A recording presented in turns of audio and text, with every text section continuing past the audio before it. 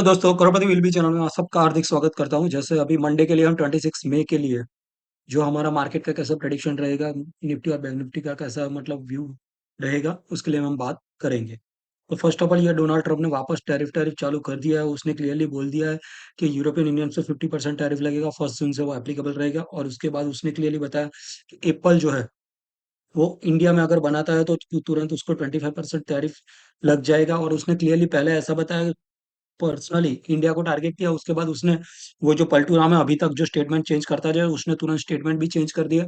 उसने बोला इंडिया के साथ साथ सारे देश में जहां भी एप्पल बनता है, उसको अगर यूएस में बेचना है तो उसको 25% टैरिफ लगेगा। तो डोनाल्ड ट्रंप के जो भी स्टेटमेंट है उसको कभी भी मतलब प्रिडिक्शन नहीं ले सकता, क्योंकि वो सुबह के कुछ और बोलता है, शाम को कुछ और बोलता है, शाम को कुछ बोलता है, वो सुबह आके चेंज कर देता है। तो मतलब वो कुछ ना कुछ बोलता ही रहता है। बट वो सबको डर का माहौल बना रहा है। और ये उसने क्लियरली बोल दिया है कि अगर जो इंडिया में एप्पल बनेगा और एप्पल की कंपनी जो इंडिया में अगर कोई भी आईफोन बनाएगा तो उसको 25% टैरिफ लग जाएगा। टीम को कुक जो है इसके सीईओ, उसने क्लियरली बताया था कि हम इंडिया में बनाएंगे। बट उसको रोकने के लिए ये ट्रंप ने बताया, क्योंकि ट्रंप के लिए तो यूएसए फर्स्ट वही स्टेटमेंट है उसका। तो उसने क्लियरली बताया हुआ है कि कुछ भी होगा, अगर आउटसाइड यूएसए एप्पल का फोन बनता है उसको 25% टैरिफ लगेगा। उसके बाद क्लियरली उसने यूरोपियन यूनियन है उसके ऊपर क्लियरली बोल दिया कि 50% टैरिफ लगेगा। सबको लगा कि 90 डेज के लिए रोक दिया है, बट ट्रंप का कोई भरोसा नहीं। वैसे ही है, ट्रंप ने क्लियरली बोल दिया कि यूरोपियन यूनियन अभी अभी तक हमारे साथ बातचीत नहीं की है टैरिफ के बारे में, तो हम क्लियरली 1 जून से 50% टैरिफ उसके ऊपर लगाएंगे। वो क्लियरली बात है। और उसने टेंशन बढ़ा दी है। और उसने क्लियरली वार्निंग दे रही है। ये बंदा ऐसा है कि यूएसए फर्स्ट करने के लिए किसी को भी वार्निंग दे रहा है। और वो मतलब सबके मार्केट की धज्जियां उड़ा रहा है। ये एक ट्रेडर जैसा काम कर रहा है। सुबह आकर कुछ बोल रहा है, शाम को चेंज कर देता है, शाम को कुछ बोलता है, सुबह चेंज कर देता है। मतलब ये कभी भी मार्केट को ऊपर नीचे कर रहा है। और ये ग्लोबल इकोनॉमी का लीडर है, फिर भी उसको पता नहीं चल रहा कि वो क्या कर रहा है। और उसने क्लियरली बोल दिया है कि यूरोपियन यूनियन पे 50% टैरिफ लगेगा। उसके बाद उसने क्लियरली ये जो, आपको अगर प्लेट याद हो तो उसने एक दिन आके बताई थी, ये प्लेट में अगर जिस जिस वैल्यू उसने मेंशन की थी, वो लास्ट 1 मंथ में काफी कुछ उसने चेंज कर दिया है। बट ये आप समझ लो कि ये अभी वापस शुरू हो चुका है। इसने हम सबको लग रहा था कि ये शांत हो गया, बट मुझे लग रहा है कि वापस इसको लग रहा है कि ये उसको कंप्लीटली उठाएगा और आगे ले जाएगा। और उसने क्लियरली ये जो यूरोपियन यूनियन में 50% टैरिफ लगाया है, उसका इम्पैक्ट सबके ऊपर पड़ेगा। और धीरे धीरे ये मतलब सब कंट्रीज के ऊपर ये लगाएगा। उसके बाद ये वापस चालू हो चुका है जेलेंस्की और पुतिन का। और ये जो क्यू है इसकी राजधानी, राइट। तो रशिया ने क्लियरली यूक्रेन पर फिर से हमला कर दिया और 8 इंजर्ड हो चुका है। तो Russia strike on Ukraine capital Kyiv जैसे उस वहीं पे उसने ड्रोन मिसाइल डाल दिए और 8 इंजर्ड हो चुके हैं। तो उसने क्लियरली मतलब वापस शुरू कर दिया है। और ये मतलब लग रहा था कि अमेरिका इसको शांत करेगा, बट ये शांत होने वाला नहीं है। तो वापस एक डर का माहौल बना हुआ है। इसके बाद हमारे लिए भी जो हमारे पड़ोसी है वो क्लियरली मतलब हमको घेर के रखे हुए हैं। पाकिस्तान ने तो क्लियरली बता ही दिया है।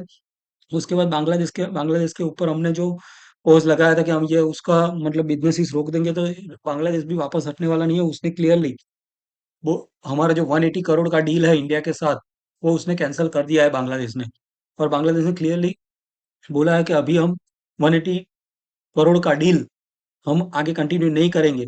बट आपको बैकग्राउंड पता होना चाहिए कि जो ट्रेड डील है इंडिया और बांग्लादेश के बीच में 12.9 बिलियंस का था फाइनेंशियल 24 में। तो मतलब ये सब जो चालू हुआ है, जो हमारे नेबर्स कंट्रीज है या फिर यूएसए है या फिर चाइना है, तो हमारा अपोजिट है। ये सब जो मिलके इंडिया को जो ग्रोथ इकोनॉमी इंडिया की हो रही है उसके पीछे पड़े हैं। तो ये कहीं ना कहीं हमारे लिए डाउन ट्रेंड लग रहा है मुझे। और इसका सबसे बड़ा हमारा मार्केट के इफेक्ट ऊपर इफेक्ट पड़ेगा क्लियरली, क्योंकि इंडिया जैसे जैसे ग्रो कर रहा है ये सबको मतलब लग रहा है कि इंडिया अच्छी इकोनॉमी ग्रो करेगी। बट जो कंपनीज है, पॉलिसीज है, फॉरेन पॉलिसीज, वो सब काफी देश देश चेंज कर रहे हैं, क्योंकि इंडिया को वापस नीचे करने के लिए। तो बांग्लादेश ने क्लियरली बोल दिया है कि हम आगे डील नहीं करेंगे। 180 करोड़ की डील उसने कैंसिल कर दी है। और ये आगे हमारे सारे नेबर्स हमारे ऑपोजिट जा रहे हैं।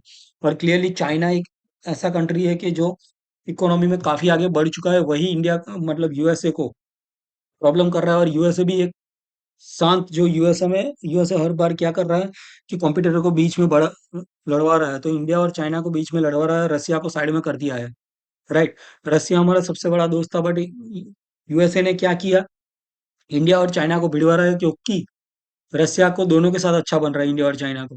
बट यूएसए ने इन दोनों को भी भिड़ाने का ट्राई किया है। इसके बाद सबसे बड़ा खतरा अभी आ चुका है, कोविड। कोविड वापस आ चुका है, मैंने अगले वीडियो में भी बताया था कि कोविड सबसे बड़ा खतरा वापस आ चुका है। सबको मतलब मास्क, वैक्सीन, वो सबका सिलसिला चालू हो जाएगा ऐसा लग रहा है, क्योंकि केसेस कंटिन्यूस बढ़ रहा है। ये क्लियरली बोला है, कोविड-19 cases rises gradually across India. उसने क्लियरली बोला है कि हर दिन 250 काउंट्स बढ़ रहा है, ये कंटिन्यूस वापस चालू हो चुका है। और उसका क्या होगा वो आपको क्लियरली, अभी मास्क है, वैक्सीन है, लॉकडाउन, पता नहीं कि क्या सिचुएशन हो सकती है। और उसका आपको पता है कि मार्केट के ऊपर तो इश्यू आएगा ही, 2020 का क्रैश आपने देख ही लिया है। और उसको मतलब एक हमारे लिए अच्छी बात है कि अभी हमें कोविड के लिए कैसे बचना है, क्या करना है, वो सब हमें पता है।